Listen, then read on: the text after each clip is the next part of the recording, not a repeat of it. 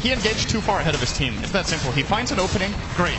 But there's no follow-up, so Shadowfiend is just free to use his BKB, turn on them, use Requiem, and they get a really good initiation angle for both the Juggernaut and the Spirit Breaker, immediately killing off the Wyvern, who can't Ghost Scepter the spin, and then March gets a double charge as well. And in that kind of situation, the hookshot needs to set up for a Blink Hex, or, you know, the Blink Hex just engages by itself, but they cannot in one go and then take the fight from there. And instead, they get cleaned up pretty bad. Absolutely, yeah. Only Quap survived and got a Shivas, and she got lucky to escape as well. She had like 100 health. Just, I mean, the final right click nearly connected. Rabbit was just able to get that blink off, and well, I talked about newbie starting to break away. Well, MVP just shut that entire lead back down. And we're heading back to pretty much zero in terms of both XP and gold at this point. 22-19, coming into 13 minutes in what's been an incredibly action-packed game so far, Sin. Yeah, we've got 41 kills in 30 minutes. That's a kill and a third per minute. It's not bad at all. Pretty good. Not bad at all. A lot of fun to watch. And I think that it's still a problem they have to address. But I think in this game, Sansheng has been a little bit too aggressive on his positioning on the Wyvern. We generally see other teams using Wyvern playing further back, but there's been a couple of situations where he moves in, gets caught off guard by the Juggernaut, and just shut down. He has to play a little bit more passively to get multiple Splinter Blasts off, and maybe get a mobility item so that he can engage with Curse and get out again. Yeah, we haven't really been able to kind of see him save his team a lot, because as you said, he just dies far too quickly.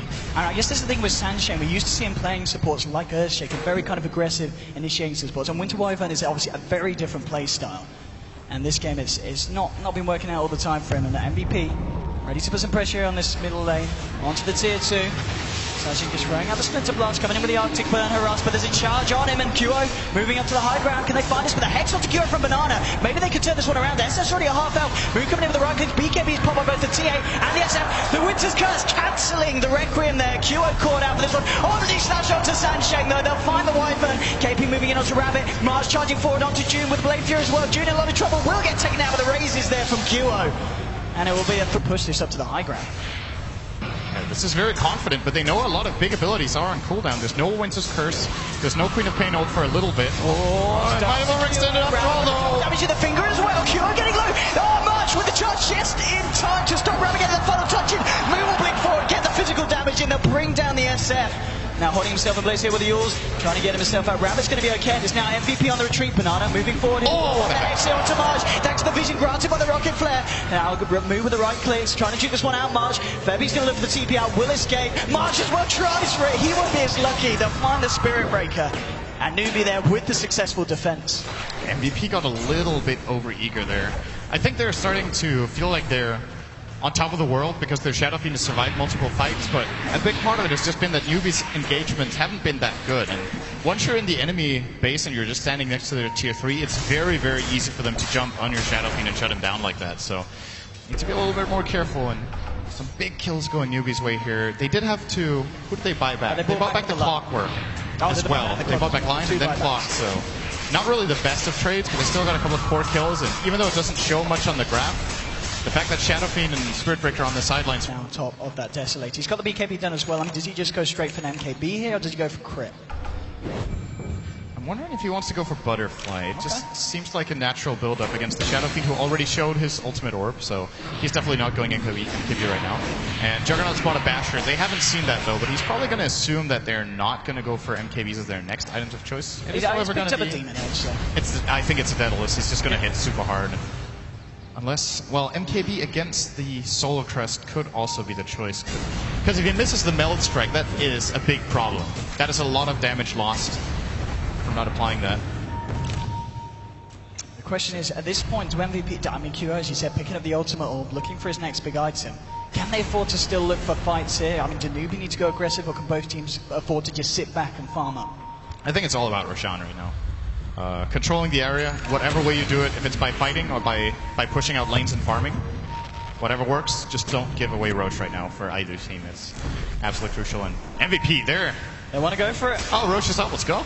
Yeah, I mean, the damage with the Solar Crest, to mess around. It's melting. Yeah, this goes very fast with their minus armor, and oh, a little bit of a bash. It's been scattered out by the Rocket Flare. They're just sitting away the Ancients, and it looks like that Rocket Flare was enough to spook MVP right back. They back themselves off. Newbie are smoked up. They really want to try and jump in onto this one, but MVP, they're playing a bit wiser. They're backing themselves right up into their jungle. Kuo actually has a Skadi now. Oh, he's got it complete. In a second. He just needs a point booster and an Orb of Venom, and he has 1,400 gold. So he needs one wave. He's going to buy the Orb of Venom in base, probably send it to their own secret shop, and then fly it out to him. If he can get that before the Roche fight, that could make a really big difference for him. Of course, Newbie can snipe this really, really quickly if they want to. Sitting around the Pretty good position.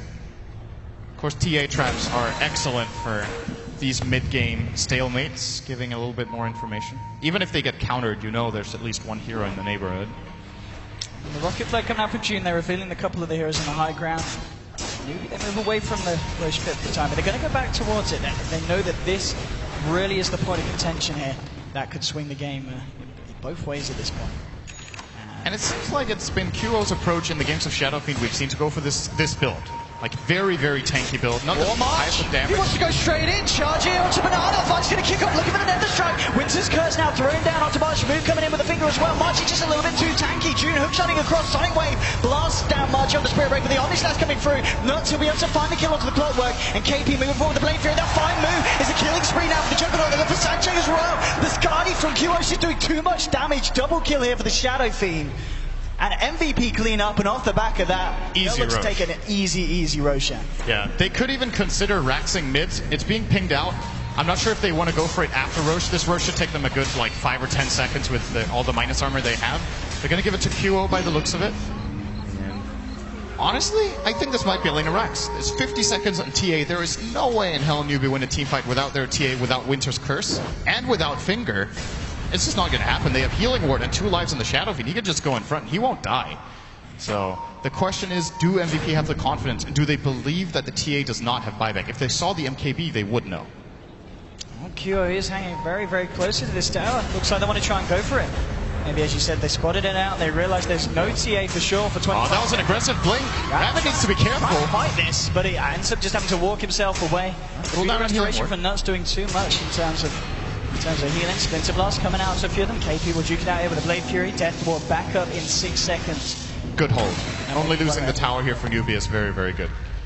Now, the Healing Ward will be up, but it's too late. TA will respawn. They might still try to go for it, though. Let's be a little bit careful here. QO's mana is very low. He actually won't be able to use anything else than Requiem to fight break out. Well, with the Earth Spike onto QO, and they're going to follow this one up. He's just going to smash away at Mew. Now with KP going in with the Blade Fury. Oh, June's trapped himself in with him. He'll be able to get himself out of the cogs. And QO, as you said, down to half health now.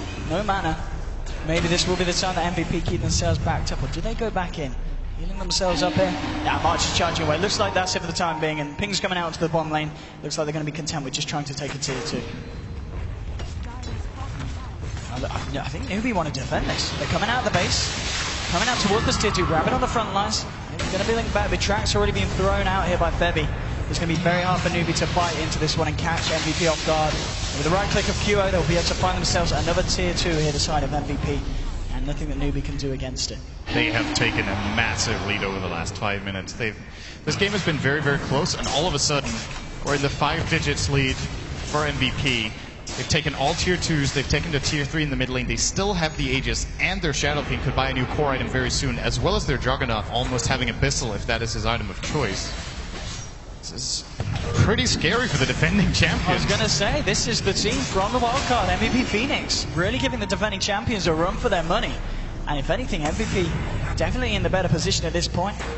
So they're going to move forward, maybe try and go for the high ground here. Move's being tracked up a Banana here with a stun onto QO. The damage comes through, but it's just not enough. QO's just too damn tanky. With a Healing Ward dropped as well by KP. Winter's Curse now coming out. KP's going to fall. They'll find the kill off the Juggernaut, but QO with a Red Grip coming out. Move, he's been called embrace. He's going to be okay for the time being, but they're just going to continue to fight. June's had to back himself out on the sidelines. Banana getting very, very low here. Throws out the finger. QO might just fall here. No, Moo, he hasn't got the damage. No, the paralyzing cards. The bounces. Moo out in place. He's going to go down. Will buy back straight away. It's a double kill for QO though. He's incredibly low, but he's still got that Aegis here. Will go down once, but he's going to be back for round 2. Moo trying to force March back out the base. Walking the SF2 to fight up against. He's going to get hexed up straight away. But again, the cars bouncing through. Onto Moo with the charge. Onto Banana. MVP. Oh, Moo does it! Oh, no!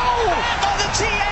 Down for 100. Take Omni Slash. Banana's going to melt. 3 heroes down to the side of Newbie. No buybacks available for them here. And MVP, they're going to go for the first set of racks. It's a nice Sonic Wave, but that's pretty much it. There's no follow-up. And Rabbit just has to blink himself the hell out of there. 34 for 24. MVP breaking the base. And Newbie falling apart. Still 80 seconds without the TA. And And they've got the healing ward up, so that great Sonic Wave effectively did absolutely nothing. He's going to need to wait another 20 seconds for a secondary one. This is easily 2 lanes of racks. They need something big in. They could mega them. They've got a full minute on the TA. No one's going to kill QO if the TA is dead. The only one who has a decent chance would be the Juggernaut with Wyvern's Winter's Curse onto the Shadow Fiend. But they don't have it yet. Grab it. He does not have it either. Brace might just save it for the time. No, he goes down another death ward drop down. Judas is GG. Nubia are out. The defending champions defeated in the first stage of the elimination matches. And MVP Phoenix will climb themselves forward. Wow. As LD would say. Wow. Wow. That has got to feel really good for MVP. Going into this tournament, of course, March said they think they have a really good shot at top 8. They're feeling confident, they're feeling prepared, using experience from previous years to try to carry themselves further in this tournament. This is the first big step for them. It's more than, I think they just stepped up about $150,000 $50,000 now to this game. $150K in this game. Great improvement. Very well executed strategy, and I think really importantly, best of 1 series. A lot of people are expecting in these elimination matches some teams might try a cheese strat of some sort. Pretty much just a standard MVP Phoenix strategy, just well executed. Pure player skill. QO's performance on that SF, absolutely flawless. 15 kills, 18 assists, only dying the 4 times. I mean, from the start as well, we saw him in lane. He didn't necessarily do the best against the tier, but he was able to stand up against it. And the harassment from Wyvern didn't phase him. They carried it through to the late portion of the game, and Newbie just didn't have the potential to carry against what MVP had achieved. We saw MVP take the Roche, and then off the back of that, the pressure was all on, full force onto Newbie. And Phoenix, they take it, they move forward. These guys coming through from the wildcard with the incredible performance. I'm very